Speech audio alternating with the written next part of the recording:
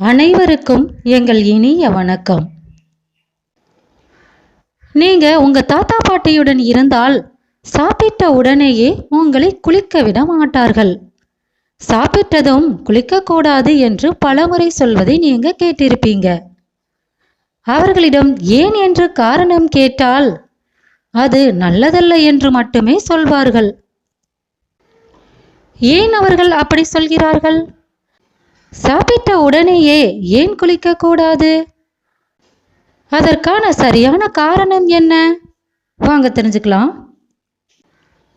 குளிக்கும் போது நம் உடலின் ஒவ்வொரு செல்லும் புத்துணர்ச்சி அடையும்.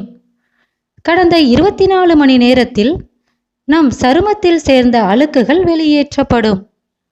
இப்படி வெளியேற்றும் போது உடலினுள் உள்ள செல்கள் மிகவும் ஆற்றலுடனும் புத்துணர்வுடனும் இருக்கும். இதனால்தான் குளித்து முடித்ததும் பசி ஏற்படுகிறது. உணவை ஜீரணிக்க நொதிகள் தேவை.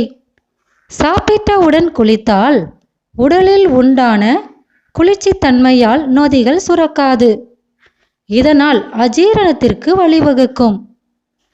எனவேதான் சாப்பிட்ட உடனேயே குளிக்கக்கூடாது.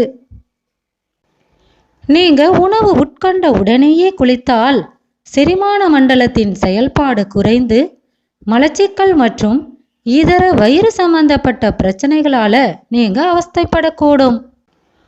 இதனால்தான் சாப்பிட்ட உடனேயே குளிக்கக்கூடாது என்று பெரியவங்க சொல்றாங்க. நீங்க குளித்து முடித்த பின் உணவு உட்கொள்வது மிகவுமே நல்லது.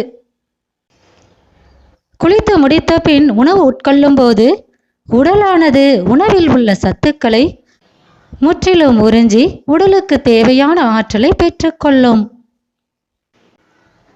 குளித்து முடித்த பின் நீங்க உணவு உண்பதால் உணவில் உள்ள சத்துக்கள் முழுவதுமாக உங்க உடலுக்கு கிடைப்பதால் நீங்க ஆரோக்கியமாக வாழலாம். இப்ப தெரிஞ்சுக்கிட்டீங்களா ஏன் சாப்பிட்ட பின் உடனே குளிக்க கூடாது என்று சொல்கிறார்கள்னு?